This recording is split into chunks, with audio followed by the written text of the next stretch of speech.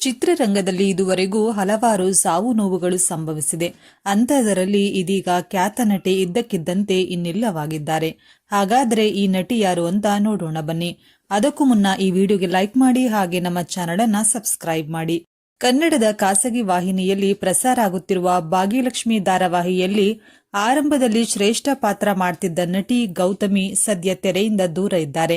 ಚೀಸೌ ಸಾವಿತ್ರಿ ಧಾರಾವಾಹಿಯಲ್ಲಿ ನಟಿಸುವಾಗಲೇ ಗೌತಮಿ ಗೌಡ ತಂದೆ ತಾಯಿ ದೂರವಾದ್ರು. ಹೀಗಾಗಿ ಇಡೀ ಮನೆಯನ್ನ ನೋಡಿಕೊಳ್ಳುವ ಜವಾಬ್ದಾರಿ ಇವರ ಹೆಗಲಿಗೆ ಬಂತು. ಮೆಗಾ ಧಾರಾವಾಹಿ ಸಿನಿಮಾಗಳಲ್ಲಿ ಗೌತಮಿ ನಟಿಸಿ ಒಂದಷ್ಟು ಹಣ ದುಡಿದು ಮನೆ ನಡೆಸಿದ್ರು.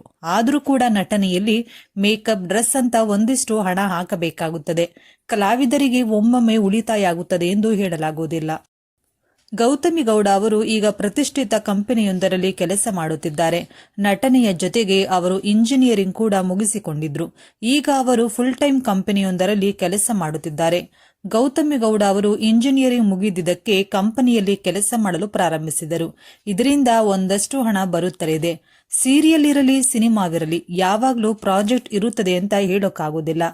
ಎಲ್ಲದಕ್ಕಿಂತ ಹೆಚ್ಚಾಗಿ ವಿದ್ಯೆ ಮುಖ್ಯ ಎಂದು ನಂಬಿರುವ ಗೌತಮಿ ಗೌಡ ಒಳ್ಳೆಯ ಪ್ರಾಜೆಕ್ಟ್ ಬಂದ್ರೆ ಖಂಡಿತ ನಟಿಸುತ್ತಾರೆ. ಸದ್ಯ ಮುದ್ದಾದ ಹೆಣ್ಣು ಮಗುವಿನ ತಾಯಿಯಾಗಿರುವ ಅವರು ಮಗಳ ಹಾರೈಕೆ, ಕಂಪನಿ ಕೆಲಸದಲ್ಲಿ ಬ್ಯುಸಿ ಇದ್ದಾರೆ.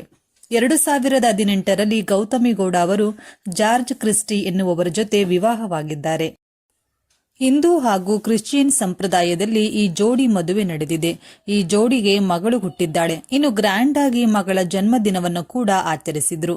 ಅಷ್ಟೇ ಅಲ್ಲದೆ ಮಗಳ ಜೊತೆ ಹೆಚ್ಚಿನ ಸಮಯ ಕಳೆಯುತ್ತಿರುವ ಇವರು ವಿಭಿನ್ನವಾಗಿ ಫೋಟೋಶೂಟ್ ಕೂಡ ಮಾಡಿಸಿಕೊಂಡಿದ್ದರು. ಗೌತಮಿ ಗೌಡ ಅವರು ಕೆಲ ಮೆಗಾ ಧಾರಾವಾಹಿಗಳಲ್ಲಿ ನಟಿಸಿದವರು.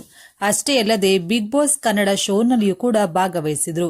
ಚೀಸೋ ಸಾವಿತ್ರಿ, ತಾಯವ್ವ, ಅಮ್ಮ ನಿನಗಾಗಿ, ಚಲಿಸುವ ಮೋಡಗಳು, ಚಲುವಿ ಮುಂತಾದ ಧಾರಾವಾಹಿಗಳಲ್ಲಿ ಅವರು ನಟಿಸಿದ್ದರು. ಚೀಸೋ ಸಾವಿತ್ರಿ ಧಾರಾವಾಹಿ ದೊಡ್ಡ ಹಿಟ್ಟಾಗಿತ್ತು.